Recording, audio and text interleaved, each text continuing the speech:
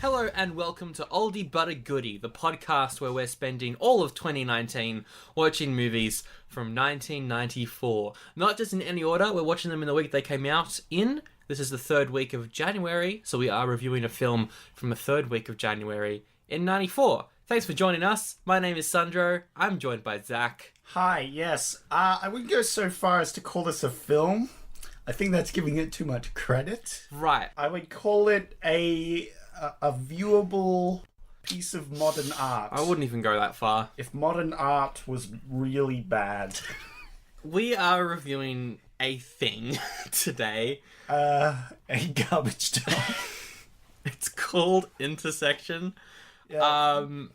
This might be the worst film I've ever seen. Yeah, I have to agree with you. It's pretty bad. It's just kind of boring, and then nothing happens, and it's like, why are the things that are happening?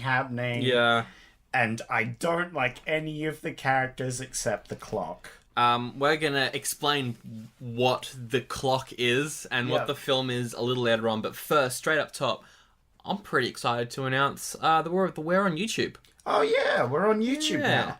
Smash that like button. Hit that subscribe. We've got Don't you dare put your filthy hands on that bell button, I swear.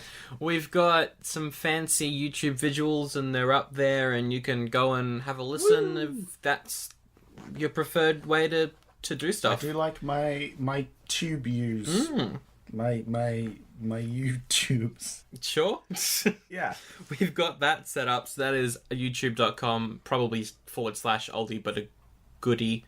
Yep, pod. something like that. Something like that. If you look up the name of the show and then the name of one of the episodes, it'll pop up. Yeah, you'll find it. Put up enough episodes you're a for it savvy to show internet up. individual. Yeah. You can use a search bar. You can do this. Also, we've got an email address now. Oh, so you can send an email through. That is oldiebuttagoodiepod@gmail.com. I'm going to sign us up for so many spam sites. You probably are. Fantastic. Anyway, links to all that, they're in the episode description. If I sound kind of tired and out of it, that's because we just watched this movie. And it took our soul. It grabbed our soul and was like, hey, do you want pain and suffering? And we were like, what? Where are you going? Where are you taking us? Nowhere. You're staying and watching this movie. Before we watch this, I just want to paint the picture of what we were like going into this movie. Yeah.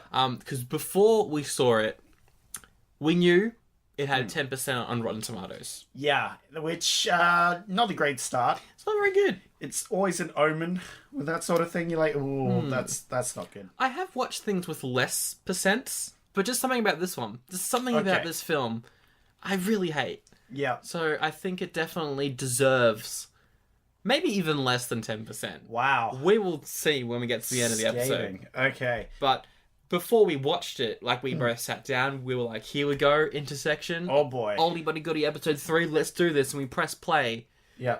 And it didn't work. Ah, yes. So It didn't work. The download or whatever you got, it just wasn't working. Was not working. Which, so then we were like, okay, what are we going to do? So, Sandro, you went, I'm going to go fix that. I went and fixed it. We had to wait an hour. Yep.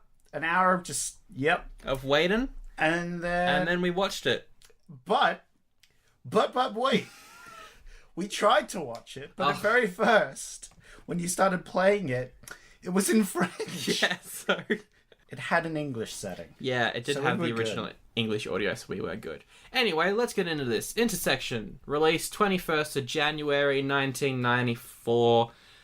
It's actually a remake. Oh, really? So it's a remake of a French movie, which explains the original French. It called The Things of Life. Okay. Which was released in the 70s. Was that a good movie? Which in itself was based off a novel. Okay. I don't know anything about this end of life film. Okay. The Things of Life, not the Ends of Life. I want to end my life.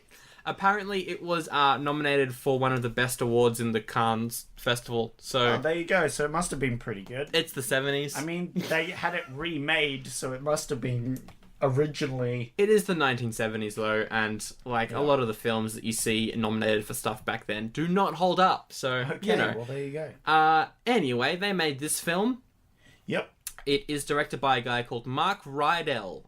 He has done a bunch of films that have been nominated for stuff.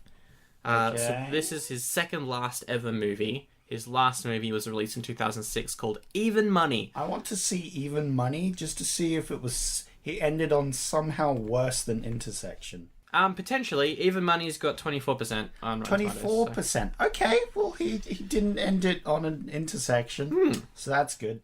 Some of his stuff include The Fox was his first ever film, which is from the 60s. I've heard of it. I've never seen any of these, but I've heard of a bunch of them. I've heard of The Cowboys.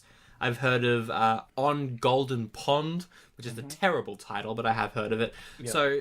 outside of that, nothing he's done has interested me at all. It stars your boy, Richard Gere. Have you ever been a fan of Richard Gere?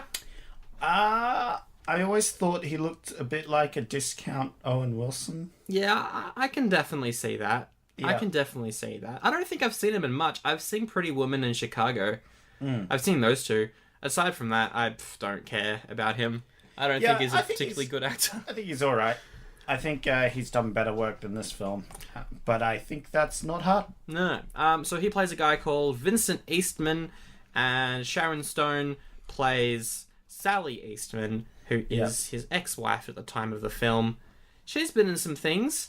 Yeah, she was actually pretty good. I liked her. I think she's a great actress. Yeah, she did really well in this. More recently, she was in The Disaster Artist, the film about The Room. Disaster Artist. Which is funny because this film sort of reminds me of The Room. Well, there you go. And then you've also got Lolita Davidovich, who plays Olivia, who his partner that he left his wife for. Yeah. And that is the cast. That is the people who are in this movie. Well, the difference between this film and The Room is The Room is so bad it's funny. Yeah. Whereas this one's just really bad and kind of boring to watch. Let's do our classic box office thing where you try and guess how much this film made. It earned like $5 in box office. It deserved to earn $5 in box office.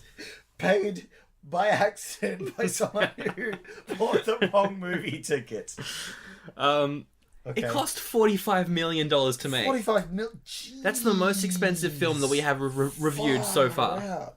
And Iron Will looks like 10 times better than this. Yeah, no, gee. What did they spend the money on? I guess the boat? Most of it would go towards the cast members. No, that cost $500. We clearly notated this.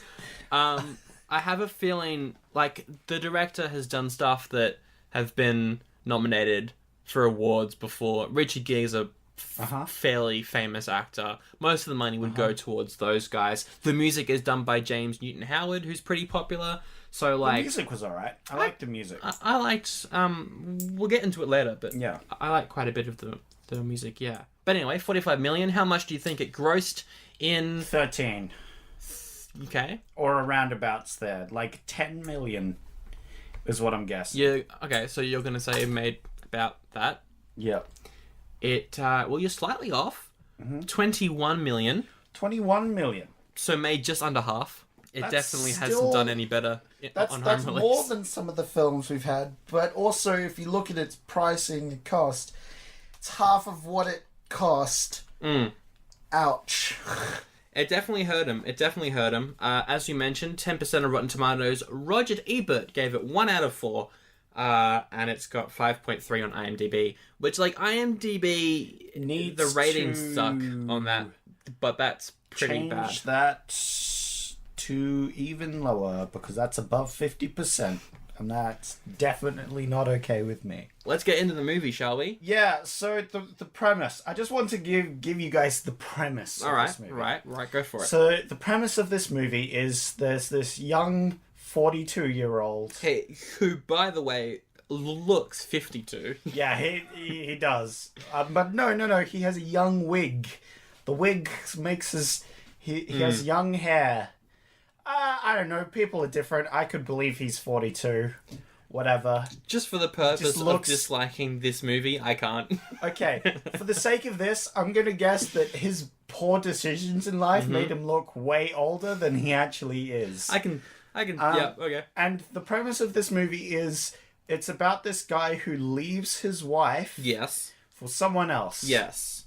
That's it. Yeah. He has no redeeming features. No, he's a terrible human being. Okay, no. No, he's a good architect. He's creative. Sure.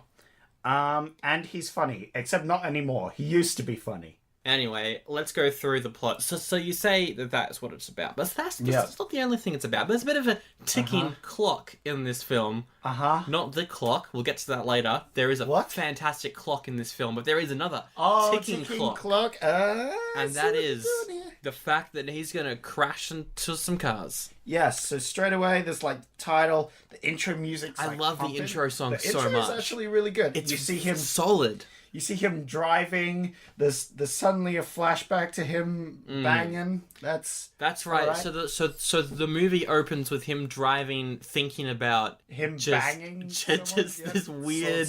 It's sort of.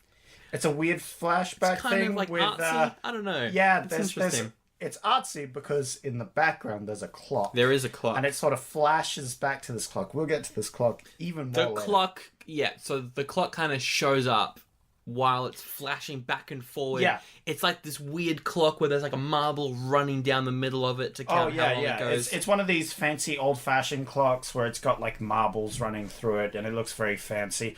I took note of it in like the sexy flashback. I thought it was something artsy. I did mention as we were watching the film, when it gets to the next scene, and I'm like, this clock is a thing. I like this thing as a joke. I was like, oh, look at the clock, and you're like, oh yeah. Then they focus on the clock a bit later. They do. They focus on the clock a little later on. Anyway. So he's driving along. My favourite scene. He just, hits his head with his envelope at one point. Oh, yeah. So he's driving along. Bad. I guess he's, humming to some music that we can't hear, and he's just tapping his head with his envelope. He's thinking. He's, stressed out. He's like, oh, I don't know. He picks up this envelope and just whacks his head with it. It's really stupid looking. Very funny. It's really dumb. The envelope ends up being a pretty big plot point later on. I didn't notice it all, but Sandro, he kept an eye out on this. He knew that this envelope was going to come up. Anyway, so he's driving a little bit too fast. He's not thinking about where he's going, and he crashes into a car.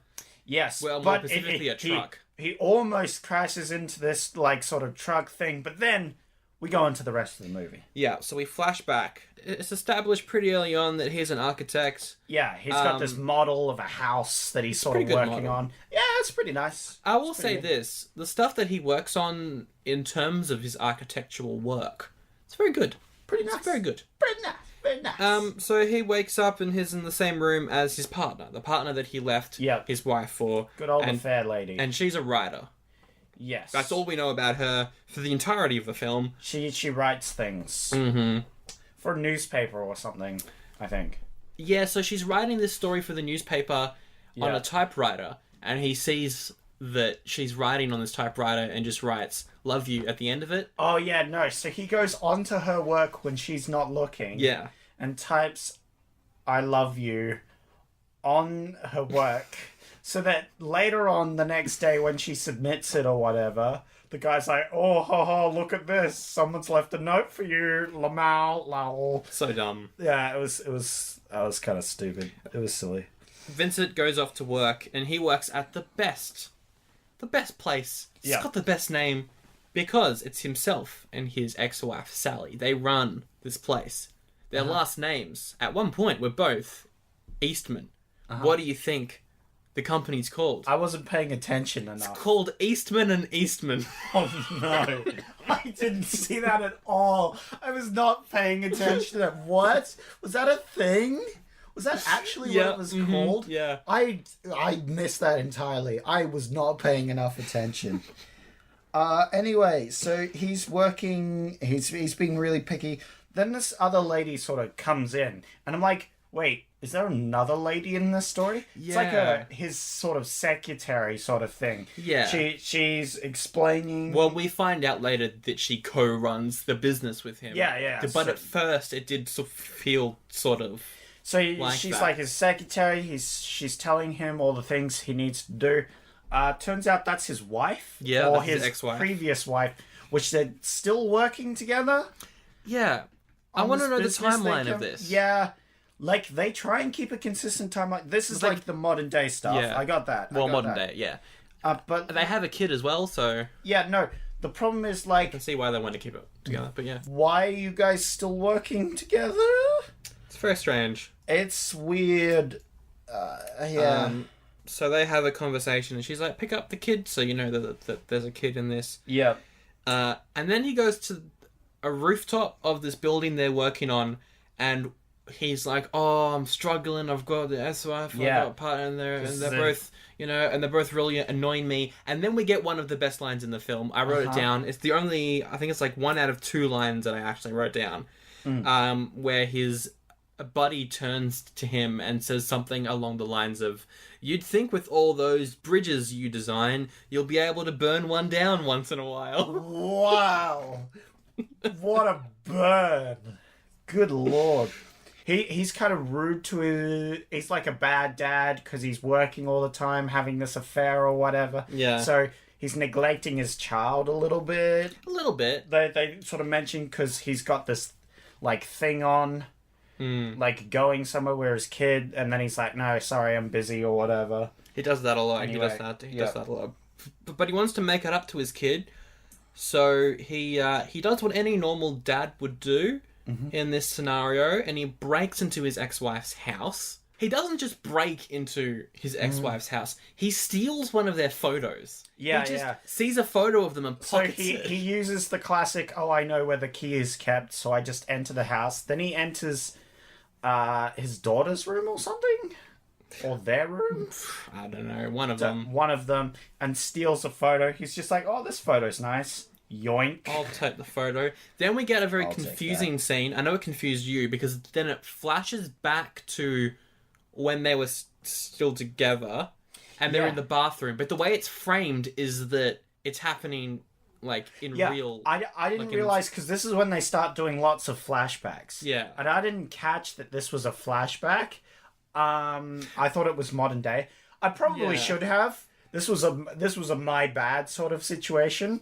I realised for the rest of the film that they have a sort of artsy way of doing it. They make all the flashbacks sort of yellow and happy, and all the modern days like sad. His wig has miserable. got slightly more colour in it. Yeah, it's dumb. Anyway.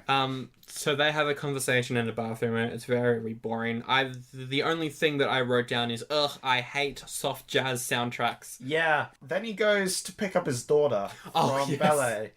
The first thing she says when she sees her dad, because she's in a ballet class, she turns to the rest of her classmates and goes, "That's my dad." It's my dad. It's my dad. It's pure cringe. It's my dad. Yay! I'm so excited because my dad's normally neglectful, but now he's here today. Yay! They go off and have lunch, and they reveal a plot point that never gets touched on again, and that's that she is sort of starving herself so that she can stay in the right shape to do ballet, which is something that happens. It doesn't really focus on the kid very much, which is like... But that's a plot point. I feel bad. They're talking, and the kid reveals that Mom's hanging out with this other guy. That doesn't go anywhere as well. No, it does. It does. First, she talks about how he makes pancakes. The pancake guy. Yep. Yeah, and he makes them into animal shapes, but she doesn't eat that anyway because she's not eating. Isn't she meant to be like 15? Yeah.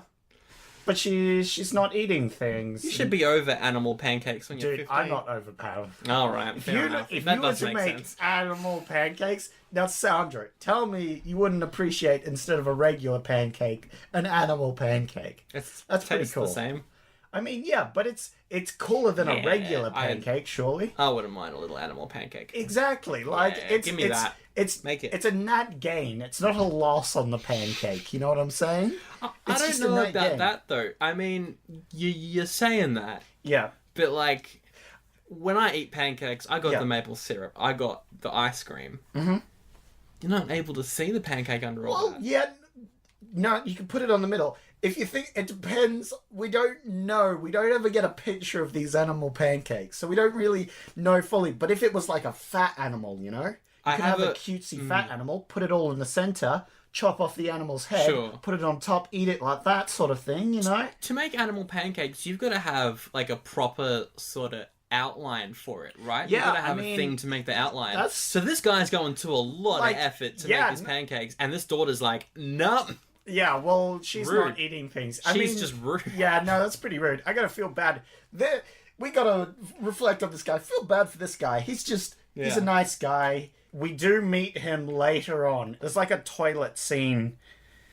Like they're at the urinal, and he looks over, and it's Yes, like, that's okay, that guy. what are you Yeah, looking at, mate? I didn't think you'd picked up on that, but I picked up on that. That's about it. There's a lot of toilet/bathroom scenes in this. I wrote at this point. I think I was losing it. So we'll go back to the scene where he's with his daughter. She reveals that he is building a house for himself, for his current partner Olivia, and for his daughter to live in. Yeah, or like come over on the weekend. You know, Yeah. whatever system. We don't touch on whatever their system is, but yeah. So after that is revealed, he leaves the lunch. He goes back to where he's planning on building the house, and it's the side of the cliff. And then we get a scene with himself and Olivia talking for like something like, I want to say it's like a good 4-minute long sequence. Yeah, I think I left for this. This is where you were in the bathroom, I'm pretty sure. Yeah, this is where I was like, you know what? I need to go to the toilet. And then you were like, do you want me to pause it? And I was like, nope, keep it going. So you just went off. You missed nothing. Yep. All you missed was him being on the side of this cliff being like, oh, it isn't as easy as you might think. There are some pretty high winds, and I've got to make sure that the house can withstand the winds. There's also rocks and there's What water. a great film. I'm just so sad I missed that. I wrote down at this point, Richard Gere, please speak up. He mumbles so much for this film. I didn't even notice, but now thinking back, yeah, he's just a mumbling boy. Oh, gosh. Then we get some flashbacks.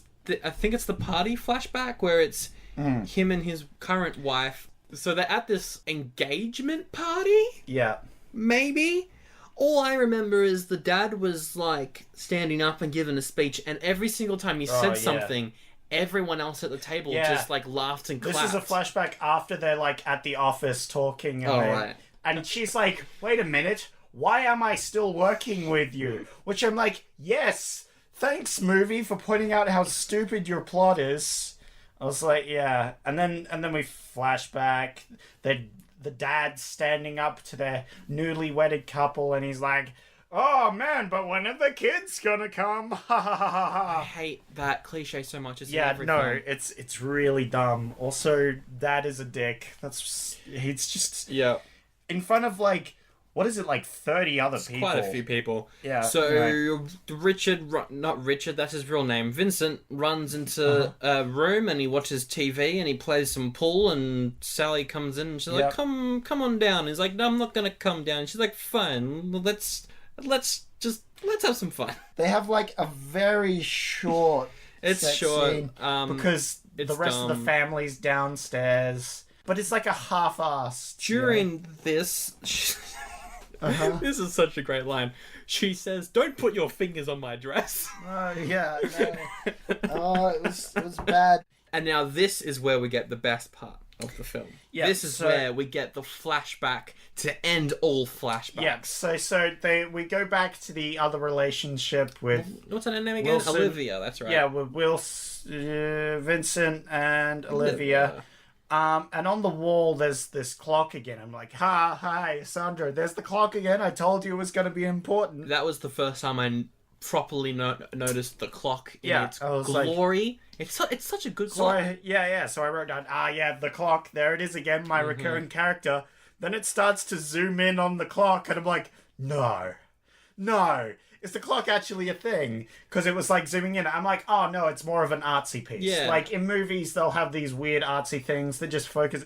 No, there's a flashback. This clock is a thing. This is an actual thing in the movie. This is a plot point. Is this clock that I joked about earlier? It zooms into the clock. We got a clock flashback. I wrote down, wait, is this where they met? Yes. It was. It was an auction of this stupid fancy clock. So there's this fancy clock. It's being auctioned. It's at an auction. They're auctioning the clock. I would like to organize That didn't work. you to die. Anyway. So he walks in on the auction and the auction and he's like, "Oh, that's a nice clock. I'm gonna bid money on it." Yeah, but then there's one other lady. She's also bidding on it. Whoa. And then they lock eyes and they see stars or some crap. Who knows? They keep and trying they keep trying to outbid each other. He pays $500 for this clock. $500 for this dollarly clock. That's how much money I hope the actors got paid for that scene. So it says here in 1994, the equivalent of $100 is $161 in today's money. Okay. So that means he paid just under $1,000 in current day money for this clock. Pricey clock. That's one expensive clock. I did the inflation. I was so bored during this film, I did the maths. Wow. I wanted to figure out how much this clock was worth. I skipped out on the next part of this film. Yeah, you got a phone call. At some point, I walked off. Yeah, you walked off at some point. I don't know. I think it's a little I don't remember. I don't remember much. This whole movie is being suppressed as we speak. That's right. He basically follows Olivia without her knowing to a cafe and they talk. Yep. Cut to current day. There is a building opening. It's a building he has designed and it's opening and the music is great as he drives there. I just wrote down what's going on. I'm lost. Yeah, because I think it's hard to figure out if it's a flashback or not. Anyway, so he's at this place and he does a speech and then he walks off and everyone's like, good job. And Sally's like, oh, good work. We did a really good job on this building together. And they start laughing and they're getting along and they're like, oh, that's sad. And he walks off. And then Olivia shows up and she's drunk and she's like, I want to stay here and see the building. And he's like, no, you can't. You know, my ex-wife and my daughter are here. And her response to that is, oh, that's cozy. It's a good line, honestly. It's a good line. That's cozy. It's a good line. Honestly, some good lines. That's alright. Some silly ones. See, that's bad enough, but it's good, you know? So they all run into each other. So that's kind of awkward. It's like, oh, hi. You're the ex-wife. I'm the new wife. This is awkward. And then the wife and the kid go off and meet up with her new boyfriend. Pancake boy. I mean, sure, he's alright. And then Vincent and Olivia drive back and they're upset. You can tell they're upset because it's raining. Basically, she gets out of the car and they're upset and they're like, we're done, wherever.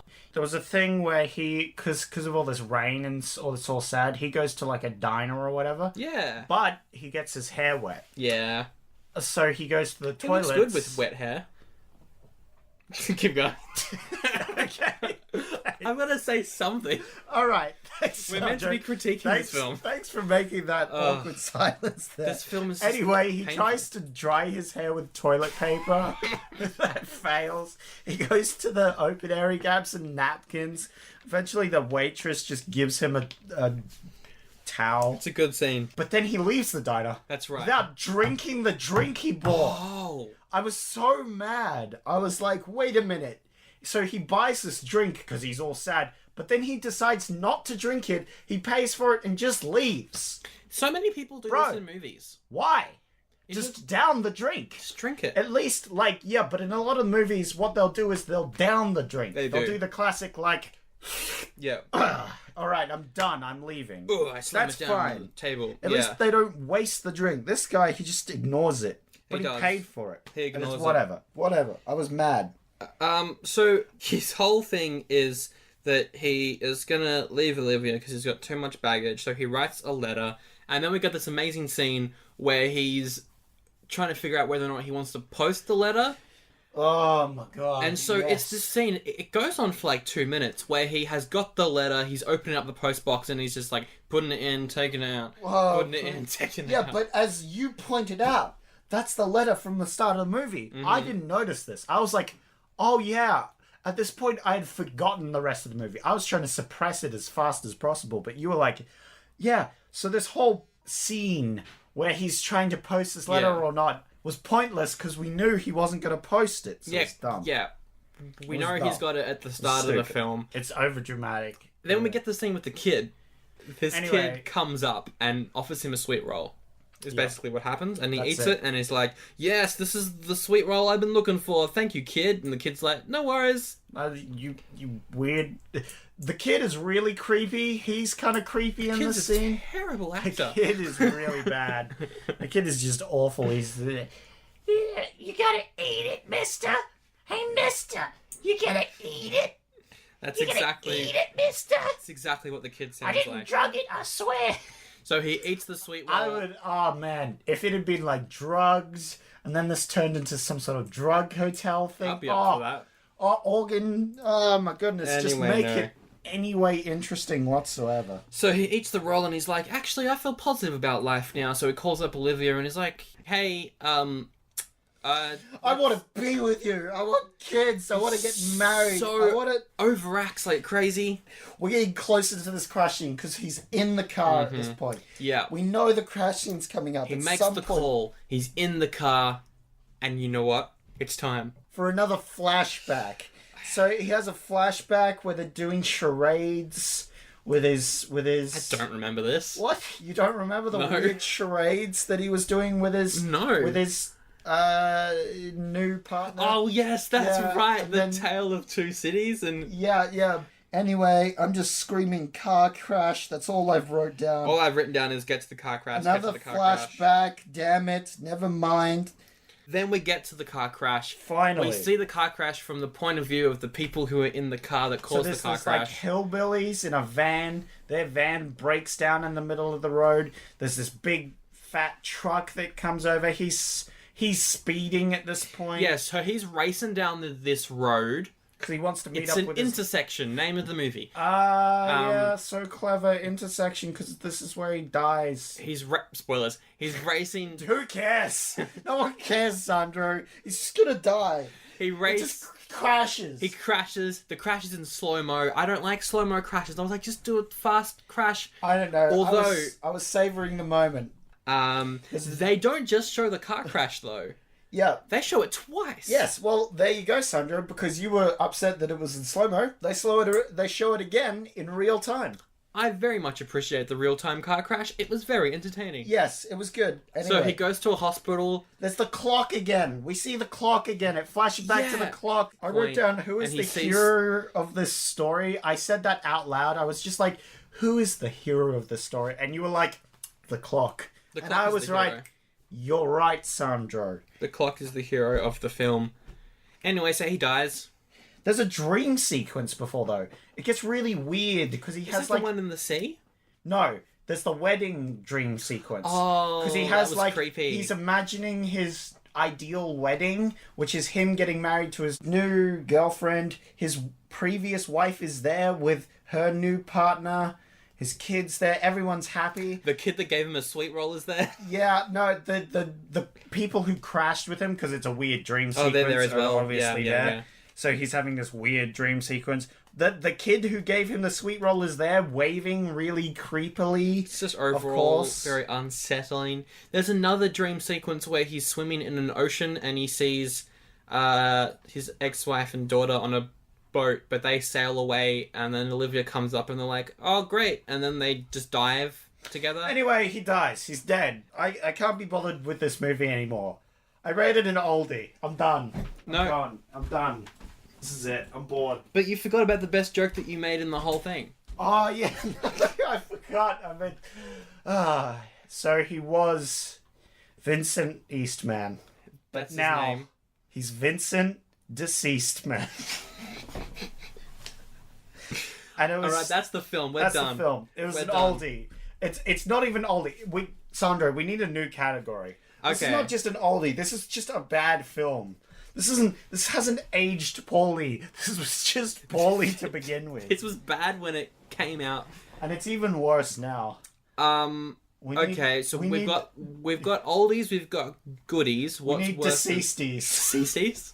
Deceasties. Do we give films in this category a special award? Yes. A special award named after the Vincent Eastman Award. Deceased Award. Oh god, yeah. How about that? Oh, For the no. worst movies that are Yikes. so bad, I wouldn't wish it upon anyone to watch Yeah, this. no. This earns the first and probably not the last Vincent Eastman award for just being so bad. I wish it never existed in the first place. I'm Oh gosh. I'm looking at the poster. The tagline for this movie is amazing. Make every move as if it were your last. I don't think that's the... No, they just the make lesson? really bad moves constantly. Anyway, what I wanted to point out is the picture itself. Yeah. Straight out the bat, we note that there's a car crash from the poster of the film. Yeah. But the poster makes it look like the car crash happens on a highway. It happens on like a country road. Yeah, and at an intersection, which is the name of the film. I guess it's just a poster. It's just an editing poster. Can we end this? Can we finish this up? Yeah. This movie sucked. It was Let's bad. wrap it up. Don't see this film. If you are watching along with us, we are so sorry. Yeah, no. Oh man, we should have put a PSA at the very start of this to... Can we edit in post? Can we edit a PSA not to see this? We could. It was a bad film. Don't see this film. Don't see Thank the you very movie. much for listening, though. Oh. I'm just amazed at how bad it was. Yeah, like, no. I do genuinely think it could be the worst film that I have ever Yeah, seen. no, because, like, if you think of bad films, we think of The Room, a very famous, Yeah. But The Room's funny I because love it's so that bad. movie. It's so bad, it's good. This is so bad, it's just bad because it's boring and not entertaining. I hated everyone in this film. Next week, I'm actually excited for what we're doing next week, though. Yeah. I mean, not just because Intersection was so bad. I genuinely wish that this film is going to be good. Honestly, I think literally anything could be better than the film we just watched. You think so? Yeah, no, literally any... You could... I'll watch an episode of Dora the Explorer. It'd be a better movie with higher stakes, higher twists than that goddamn movie. There's some At classic least I know Dora who Explorer. to... At least I know who to root for. Anyway, I want the one next week to be good because it is a neo-noir thriller. Ooh. I love Neo Yeah. from The Matrix. I love noir as well. Yeah, I'm a big fan of thrillers. Not The Matrix. What? Hey, Noir wasn't Matrix, just saying. We're reviewing a film called Blink. Not Blink. to be confused with the Doctor Who episode. Yeah, no. That's all I could think of every time you said that was the Doctor Who episode, Yeah. and I was crapping my pants the whole time. But We're not talking about that. We're talking about a movie called Blink. It stars Madeline Stowe. I know her best from the film 12 Monkeys, which is a pretty I solid haven't seen sci-fi it. film. I think she's in that Revenge TV show. Do you remember that? It was all over Channel 7 for a while. yes, Watch I do. Revenge. Yeah. And the V has a tail or something. I didn't watch it though. I didn't. Yeah. Anyway, we're doing that next episode. Join us if you want. Make sure to leave a review. Tell us what you thought. Tell us what you didn't like. If it was this film, I agreed with you. Yep. It was pretty bad, but If you've got any notes on how to make the show better, that would be fantastic. yeah, Would send us some criticisms. Love to Sorry, hear from send Sandro your criticisms. Send me your suggestions. Mate. It'll be good. Until next time, we of course sign off with our favourite quotes from the film. What's yours? A Vincent Eastman. That's a gonna- quote from me. I don't like nothing of this film. All right. Nothing. Well, I'll give it 1. You'd think with all those bridges you designed, you'd be able to Oh, burn no. one down every once in a while. Thanks for listening. We'll see you next week. Woo!